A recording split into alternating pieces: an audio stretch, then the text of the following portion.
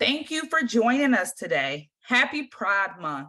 I am Dr. Antonia Farrell, the Associate Dean for Diversity, Equity, and Inclusion at the University of Kentucky College of Agriculture, Food, and Environment. I will be serving as your vivacious facilitator today. I am zooming in from Shawnee, Cherokee, Chickasaw, and Osage lands, better known by many as Lexington, Kentucky. As we enter this space today, it would be great to know who is in the room. So in the chat, please share your name, where you're zooming in from, and if you like to share something significant about you or your location. So in the chat, please share your name, where you're zooming in from, and if you'd like to share something significant about you or your location. For me, I'm in Lexington, Kentucky, and we know Kentucky is the bourbon state as well as the horse or equine state. And I am a horse mama.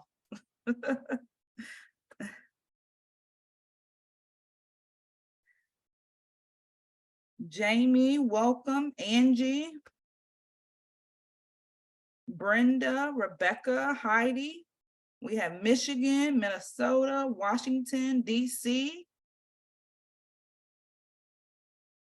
Heidi, Virginia, Emma, Massachusetts.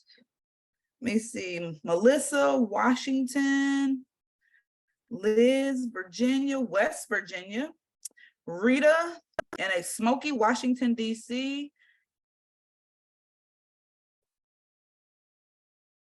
Manisha in Florida.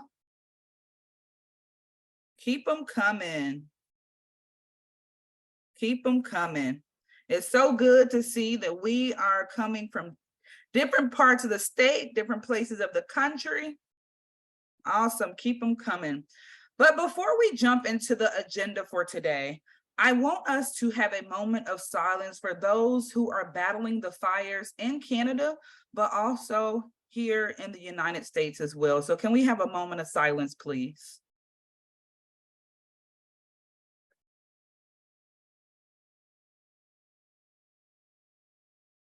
Thank you. Know that our thoughts are with you. I want to remind you that the Women's Forest Congress has social media handles. We are on Facebook, Twitter, and LinkedIn. Connect to our Women's Forest Congress network to share your positive experiences in real time as you participate today. You can tag Women's Forest Congress and use the hashtag #WeAreWFC. As we enter into our space today, let's get comfortable. Please stay on mute when you are not speaking. And if you feel comfortable, you are more than welcome to turn your camera on. We would love to see each of your beautiful faces. Today, we are focusing on the Women's Forest Congress Declarations Resolution number 6. Creating a safe, inviting, and welcoming workspace for all, resulting in greater wellness, increased retention, higher productivity, improved creativity, and heart-centered decision-making. As I was preparing for today, I was reflecting on how I created a safe workspace. To be honest, growing up, I always wanted to have a mentor that looked like me with the same career trajectory. I did not obtain a mentor that looked like me until 2 years ago, Dr. Pamela Morris at Purdue University. She was doing great work in the DEI space, but she also created so many opportunities for her employees. I wanted to know how she created a safe and inclusive workspace for her employees. She shared 10 tips that have stuck with me. And guess what? I'm going to share those with you today. Number 1, communicate regularly. Number 2, ask questions. And this is something that I struggle with because I felt like if I was asking questions, it looked like I didn't know anything.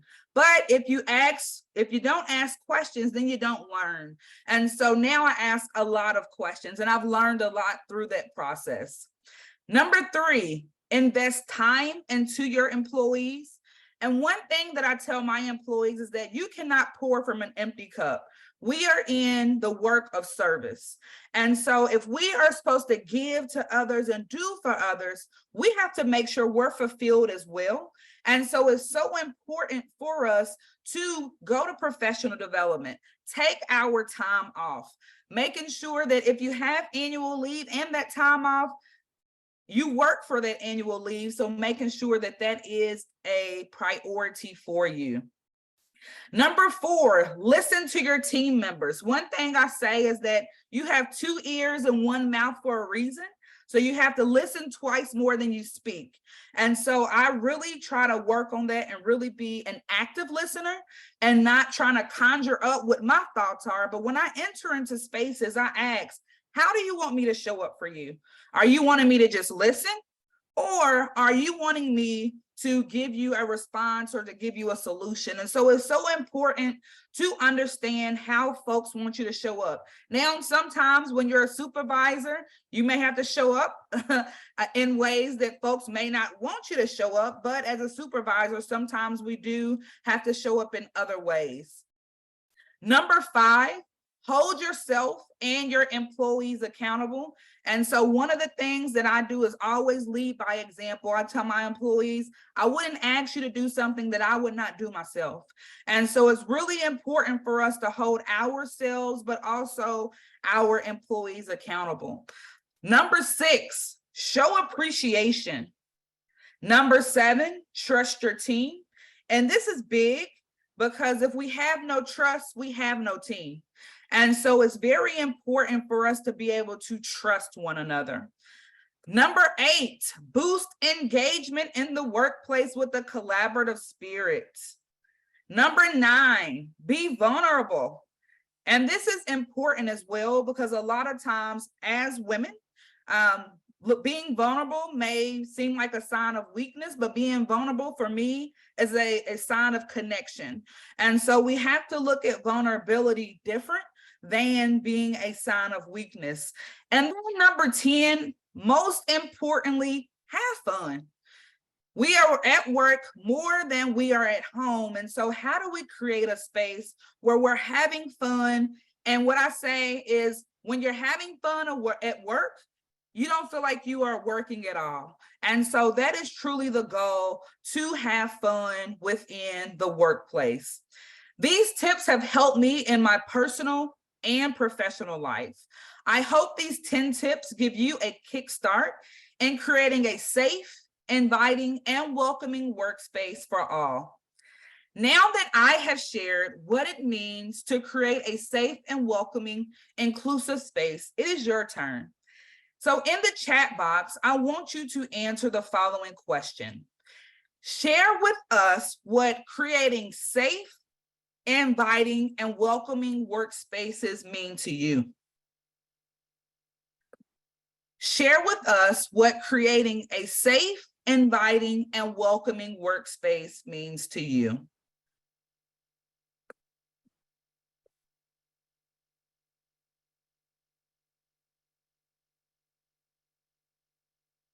Valuing authenticity, treating everyone with respect, show up as my true self, team bonding and collaboration, one that acknowledges my weakness, listening, no stupid ideas, quote unquote, hearing what everyone has to say and allowing them to say it, being transparent, validating diverse personalities, having allies, asking for everyone's perspectives and feedback. Yes, equitable opportunities across all dimensions of diversity, being vulnerable, listening and respecting other ideas, mutual respect and strong communication. Absolutely. Not having to defend myself constantly. Yes, Jill, thank you. You're going to get like 71 hearts on that one, Jill. Relationships over outcomes leading to better outcomes. Thank you all. So I'm going to ask you another question. What is your favorite way of connecting with others, either personally or professionally? Again, what is your favorite way of connecting with others, either personally or professionally? Walk and talk, over food, sharing a meal, yes, talking over the phone with team members, sharing a meal, time in the woods, being in the trenches together, sharing a meal, cup of coffee or tea and a chat, asking questions, casual chatting and coffee, having a casual outing to connect better, in-person dialogue in our comfortable spaces, coffee. Awesome. Keep them coming. Thank you all for sharing. And we are going to now transition into the business of the Women's Forest Congress. Keep them coming. I would like to introduce one of our steering committee members, Don Simmons. Don is the Vice President for People and Culture at the American Forest Foundation. Don is responsible for talent acquisition, employee culture and engagement, performance management, talent management, organizational change, compensation, benefits, staff learning, and development. Please join me in welcoming Don Simmons.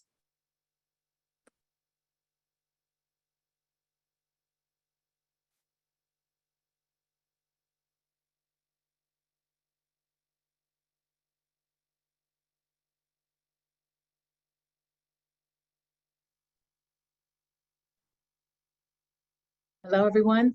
I'm Don Simmons, member of the steering committee. As the Vice President of People and Culture at the American Forest Foundation, I'm keenly aware of the importance of this event's theme, Healthy Workspaces, which correlates with our June monthly resolution number 6.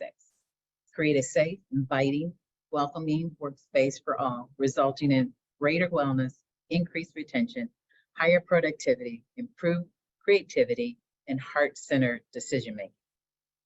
It is my honor to be with you, the women of the Women's Congress, and I'm delighted to share my thoughts on creating a safe space, a topic near and dear to my experience and my heart. First, a safe space can mean different things to different people and the identity groups in an organization. I say this because what I consider to be a safe space may not be the same for you, and I try not to assume. Have you ever been in a meeting where there's a uncomfortable pause, someone who wants to say something on a topic, but there's hesitation? It could be fear or prior trauma from a previous experience.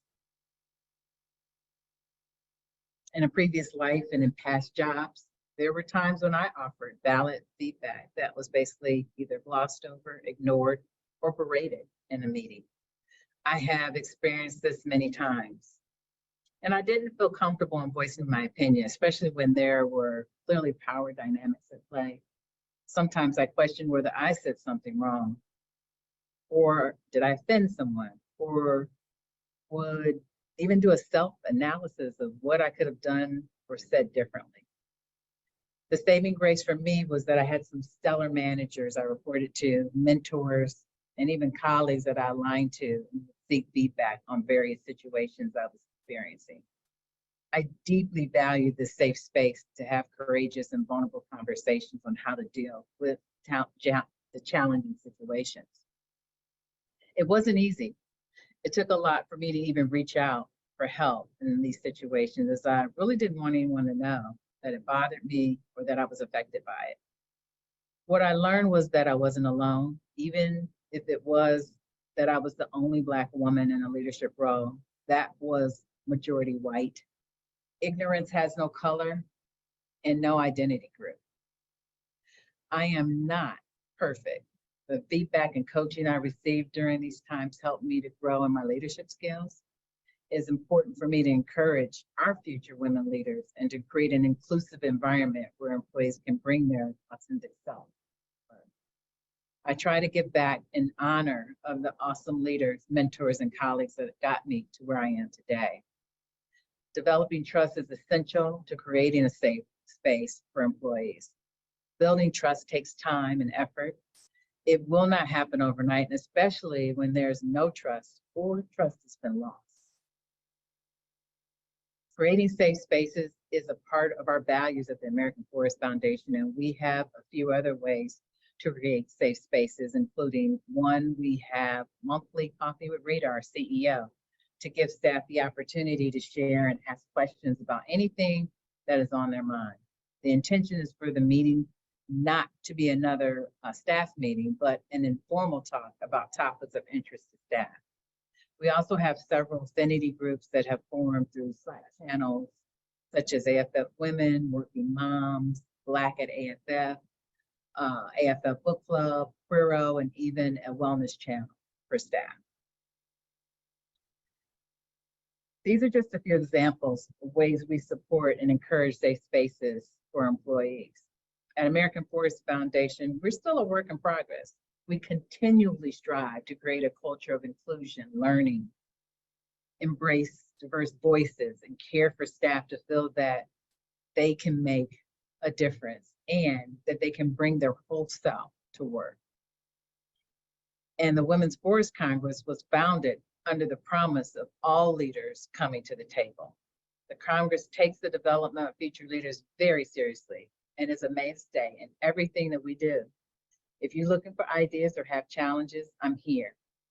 And your colleagues at the Women's Forest Congress are here. Feel free to reach out to me directly. I'd like to chat and connect with you. As far as what's going on with the steering committee, we've been up to a lot and we've been busy. We have continued to meet bi-weekly. Our current activities and priorities include our budget, engaging new leaders, and supporting our community. In terms of our budget, I need to be blunt with you. The Women's Forest Congress is currently drastically underfunded and needs additional financial support.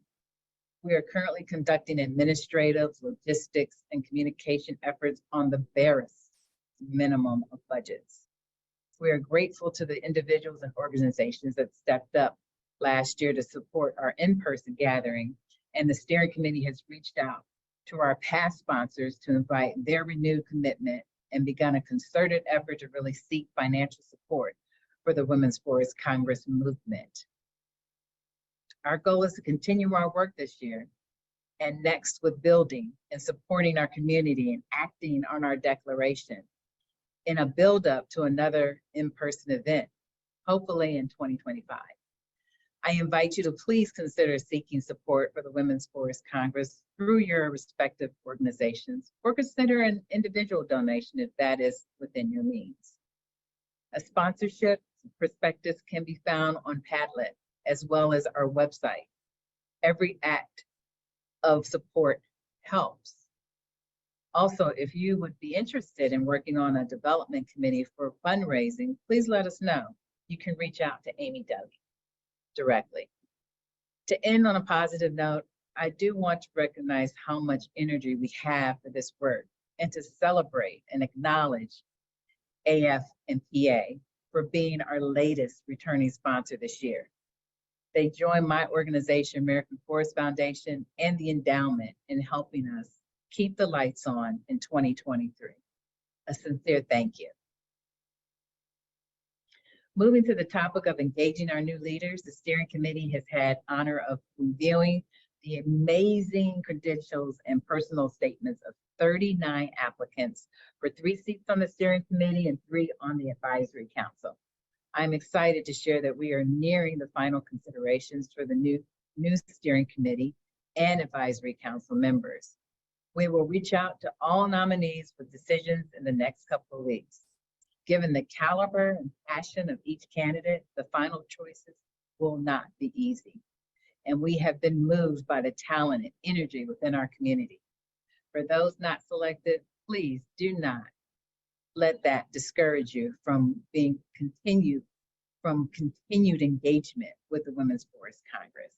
We need your passion, your energy, your enthusiasm, and ideas to keep the momentum going and growing.